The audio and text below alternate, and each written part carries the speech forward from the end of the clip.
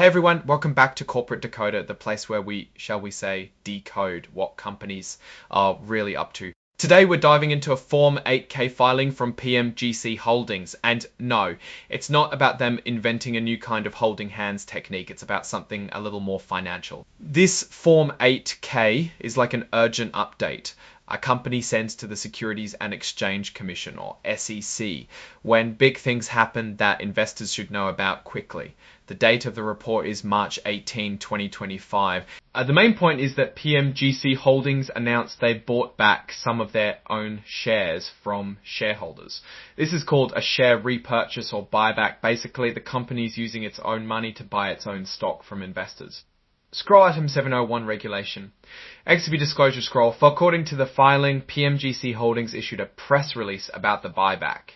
This press release is attached as Exhibit 99.1. The company has repurchased shares from certain existing shareholders. These existing shareholders contacted the company directly. The company entered into an agreement to purchase shares of its common stock. PMGC purchased 30 shares and a warrant to purchase an aggregate of 36 shares of common stock. The closing of the repurchase occurred on March 18, 2025. The total purchase price was about $1,207. They bought back 30 shares at $4.23.5 per share. Additionally, they bought a warrant and option to buy more shares later for a tiny amount.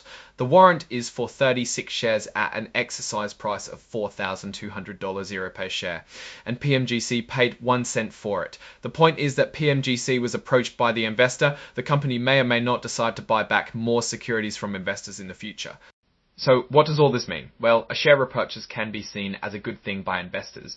It can suggest that the company believes its stock is undervalued, meaning it's worth more than what the market is pricing it at. It can also reduce the number of outstanding shares, which can increase earnings per share, a key metric that investors watch. However, it could also mean the company thinks its stock is not going to grow as quickly. Now let's step back and look at the bigger picture. Without seeing their financial statements in detail, it's hard to give a complete analysis. However, this buyback could signal confidence or be a way to boost stock value in the short term. It will be important to watch future filings to see if this is part of a larger trend or a one-time event. In conclusion, PMGC Holdings bought back some of its shares. The company approached the investors. Is that an issue?